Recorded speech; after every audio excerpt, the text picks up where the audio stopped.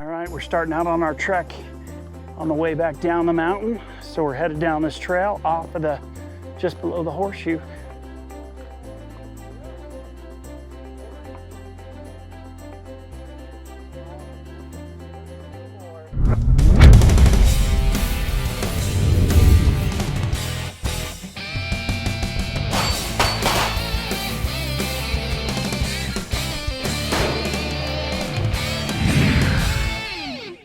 Welcome to Hooked on Utah. Tonight we've got an incredible adventure for you. We're right down here in Sanpete County, and we've got the Central Utah Backcountry Horsemen with us. It's an awesome group, and we're going to take you on a spectacular ride, one that you'll want to do yourself. So sit back, relax, pony up, and enjoy tonight's really cool buck and bronco adventure.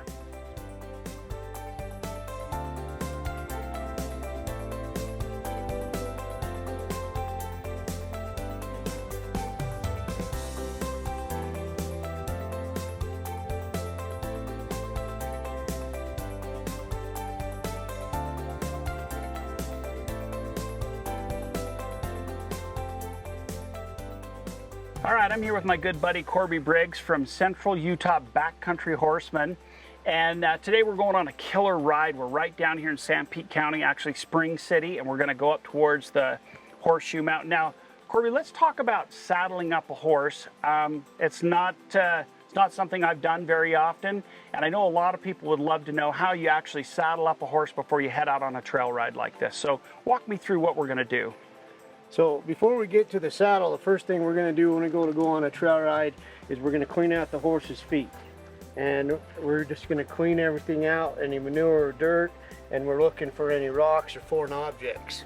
And so I'm just going to pick up his feet, and we just take and we're especially concerned with these grooves right here on the side of the frog. Make sure there's no foreign object stuck right there, because if they have a rock in there stuck in their foot, that's just like us having a rock in our foot. Okay, so now we're going to put on the pad.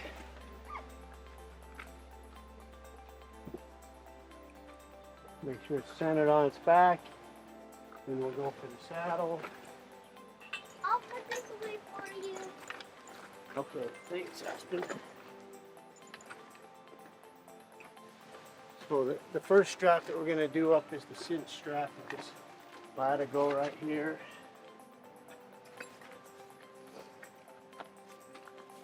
Now, how do you know how tight to go on the cinch strap? So I do it as tight as I can, because right now he's sticking out his belly. He knows this is coming, and they don't really like it when you're tightening this up. And if I do it as tight as I can right now, then it won't loosen up later on. So, like I can. So he's kind of puffing out. Yeah, exactly. He's puffing out. I can stick my hand in there, but it's pretty tight. Now the back cinch, do you go as tight, or is this more to keep the saddle from wanting to come forward, flip over? So not quite as tight on the back cinch yet. It's more to keep the saddle from tipping up when you're going downhill, and it's just another friction point. You want to be able to stand up and have a few inches between your crotch and the bottom of the saddle. Okay. And now I've got to do the breast collar. The breast collar helps hold the saddle from side and back when you're going up steep hills.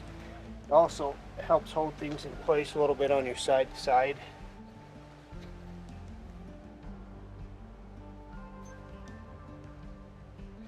So you were asking about how to know what the length is. Maybe we should have you hop up there and we'll check that. Okay, let's talk about that. What's the proper way to mount up on the horse? So you're gonna put your left foot in the stirrup here. You're gonna grab the horn and just swing your leg over.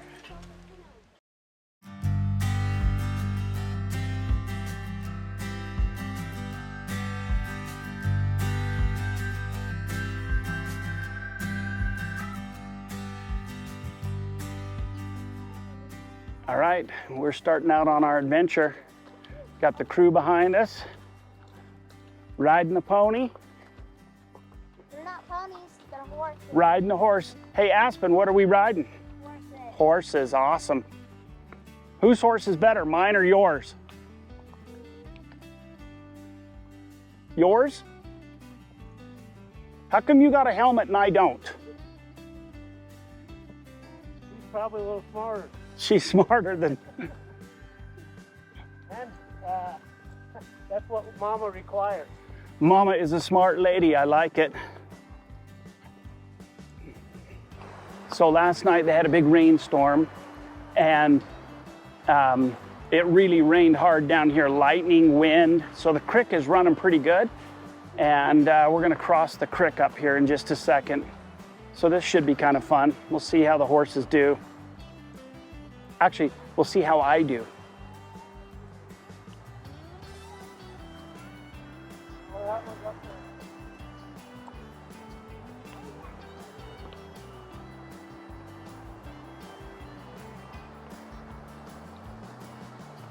So here comes our creek crossing.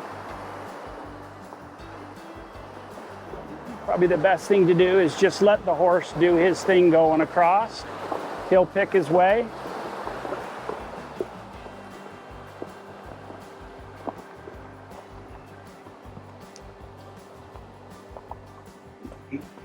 And that's that right there, crossing the creek.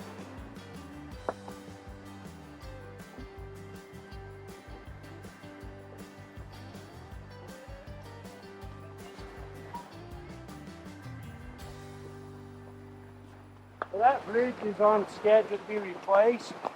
We only ride over that when the river's really high because it's kind of dilapidated. Yeah, the river's got quite a bit of mud water in it from the rain last night.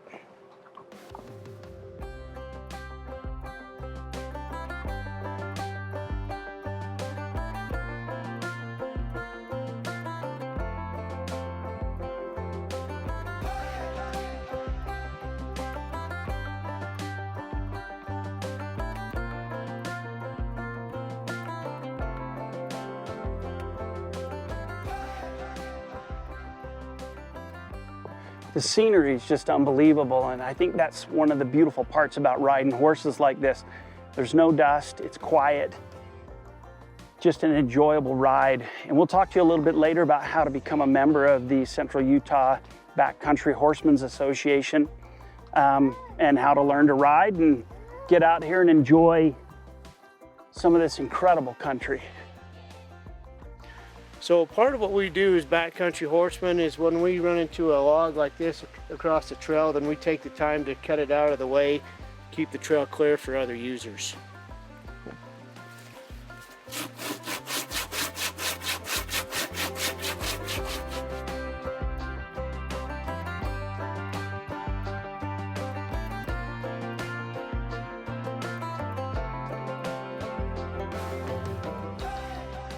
All right, I'm here with Aspen Olson. Now, Aspen, Yes. you're from Fairview, but you're going to Milburn. Yeah, I'm moving to Milburn. Me and my husband have been living up in Spanish Fork Oh, right on. while he's been going to school. Okay. And we're moving back to work with some horses, so. Very cool. Now, we talked earlier, you do something pretty cool. You take people who may not have very much experience on mountain trail rides like Yes, this. So tell yeah. me about that. Yeah, so it's kind of a new thing for me that I'm just starting up. I've loved horses my whole life, and I've really gained a connection with these horses. And I work for a place called Bridle Up Hope, and it's fun to see these girls and women connect with these horses on a different level. And even you'll see people, they'll start out, we'll start talking, and before we go on our trail ride, and they're all, upset, or their day isn't going great, and then we start getting riding about 10 minutes in, and we look back and there's a big smile on their face, and they're like, wow, I forgot all about this, or this is awesome, I never experienced something like this before. And there's something about a horse in the mountains that you just cannot beat. Even side-by-side riding, hiking, there's just nothing that can beat it, so. Yeah, it's awesome. So how do people get a hold of you if they want to experience what we're doing today? Yeah, so right now I'm kind of small. I just have a number of clients, but I'm willing to take on more, and you can contact me through phone number, or I have a Facebook account too, and you can message me there. What's your Facebook account? It's Aspen Olson. It's just Aspen Olson. Okay, look closely. That's Yes, Aspen Olson. and- You'll see her Yes. face and her pony. Yes, I actually have another Mustang that I'm training that's on the front cover, so. Okay.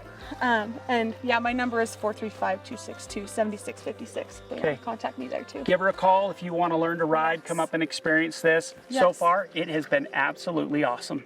Yes. Thank you. So we're going down our first kind of big hill here, little leaning back.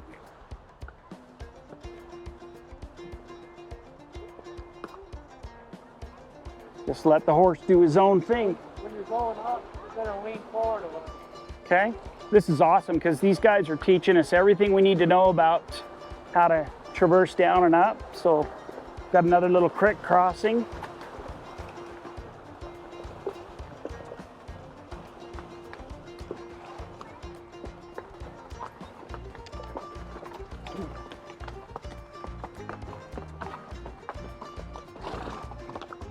Yeah, that's awesome stuff right there.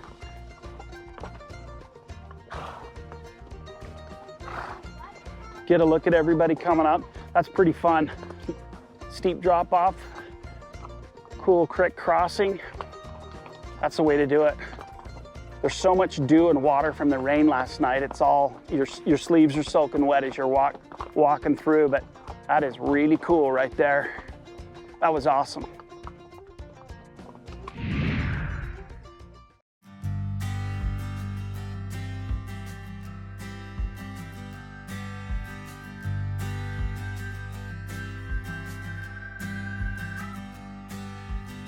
Another stream crossing. This has been pretty cool.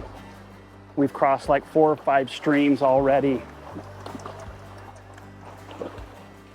Come on.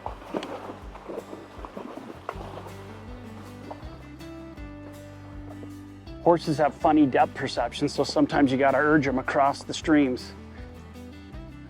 That's awesome though. Oh, got horse issues back here. As long as it's not Wyatt. Ooh. So Wyatt, what are you thinking so far? Good, man. It's smoother than I thought, easier than I thought. First time on a horse? Yeah. Not bad. Couple of green rookies. So far, we haven't been killed. Aspen, you like being wet? No. No, she does not like being wet. When we get back to the truck, I'm throwing you in the river. No, I am too.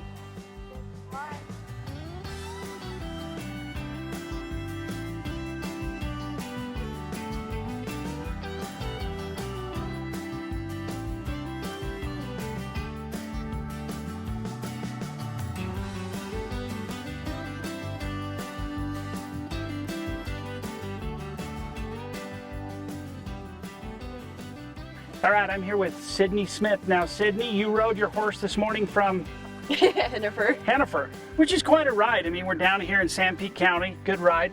Tell me what you love about this kind of riding. You're getting away from the city, away from people. You're out in nature. It's real serene. What got you into it? Been doing it most of my life. Grew up on a petting zoo, Okay, so awesome. Now, you also do a little bit of video work because on some of the other outings, you videoed it and put together some cool edits. yes, I do. I like to record a lot of our trail rides and take pictures, and we go all over. Where's your favorite place you've been so far?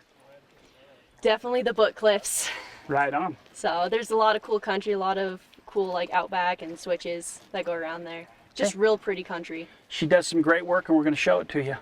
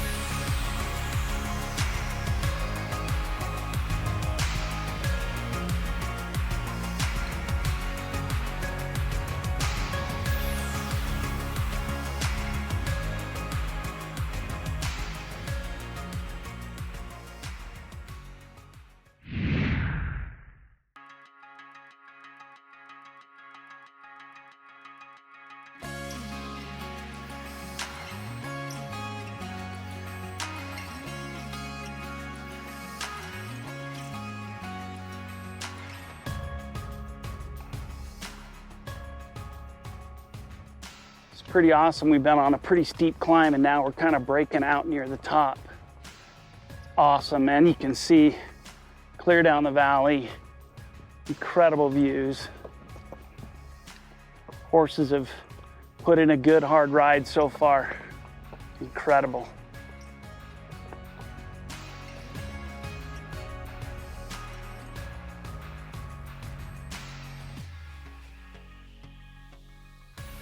All right, I'm here with Rich Clayton. Now, Rich, tell me where you live. I live in Fairview. Okay, Yeah. but you came from Utah County, moved down to Fairview. Why?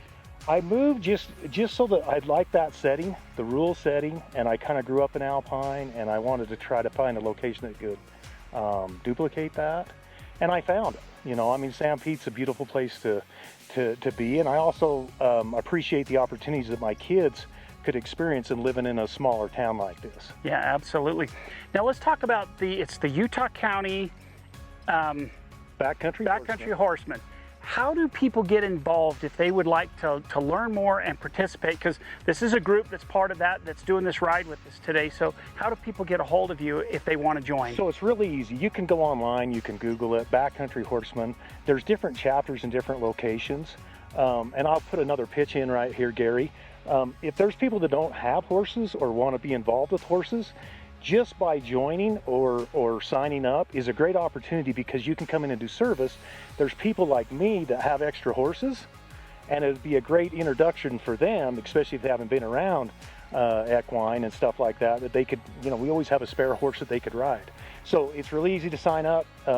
I feel like the cause, these public lands and the freedom that we have to take recreational stock into them, I think that needs to be maintained for generations to come. It's part of our heritage, and a lot has to be said about, you know, coming back in these areas. Now, you guys, I'm impressed because this has been a good ride. It's been a stout ride.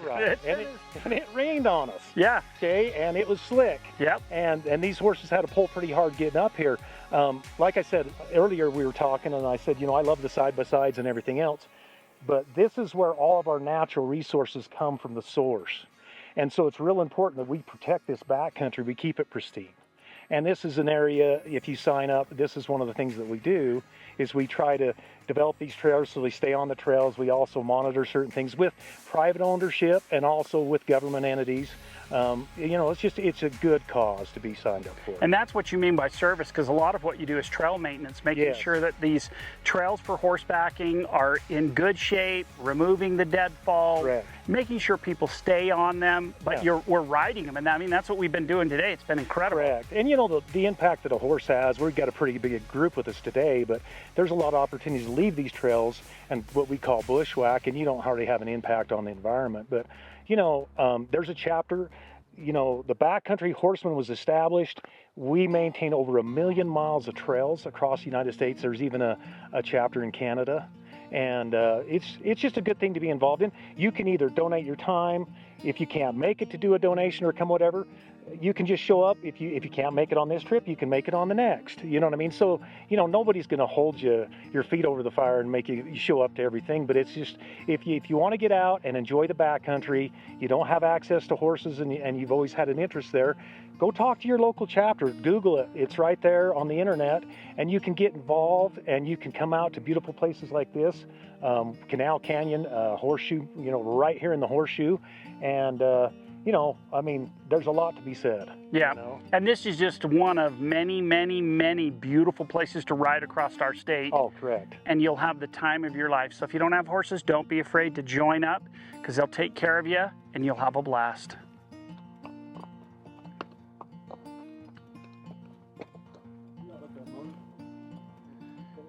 There's a great book that you can read. It's called Life Under the Horseshoe. It talks all about Sanpete County, a lot of the historical events that took place. And my grandmother, Christy Bunnell, did a lot of work on that book, but you should check it out if you love this part of the country. Life Under the Horseshoe is an incredible book, and just all types of illustrations and historical stuff that will tell you a lot about what went on down here in Spring City, Mount Pleasant, Manti, this area. It's absolutely awesome.